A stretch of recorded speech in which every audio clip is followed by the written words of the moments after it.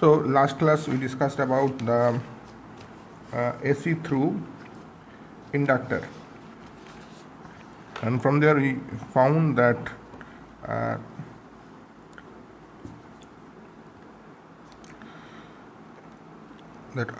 I is equal to, so in AC through inductor like this, and this is the AC connection here, L, this is minus L Ti by dt, and this one is V is equal to V naught sine omega t. Okay, so when we calculated that one, we got I is equal to V naught by L omega sine omega t minus pi by 2. So this one V naught by L omega is also known as I naught. So you can write I is equal to I naught sine omega t minus pi by 2. And this L omega is known as XL. So XL is equal to L omega. So we know this one I naught is equal to V naught by, so you can write I naught is equal to V naught by L omega.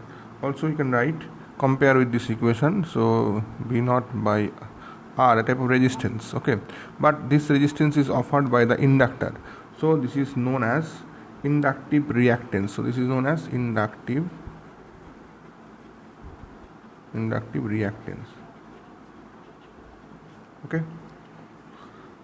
so XL is equal to L omega is equal to, L omega means 2 pi nu, so 2 pi nu. So like this way, when nu is equal to 0, XL will be also 0. So you can write when nu is equal to 0, XL is 0. And when nu is finite value, when nu is finite, XL also having finite value. Okay. So what is the SI unit of XL? XL is equal to, this is L by omega, right now, so this is equal to L into 2 pi nu. 2 pi is constant, so L is Henry, and this is second.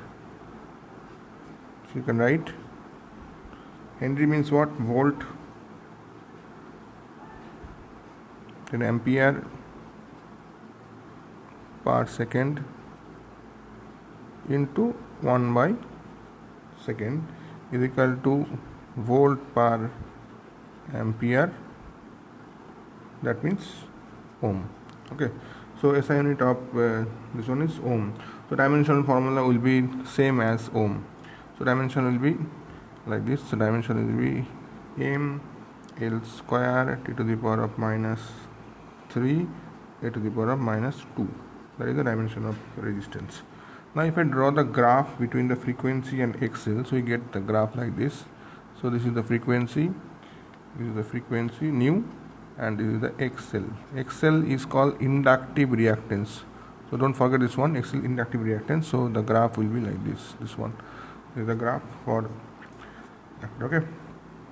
So you can say that the pure inductors offers no oppositions in the flow of DC. So because DC doesn't have any frequency, so inductor will not offer any kind of oppositions. Hence the DC can flow easily through the inductor.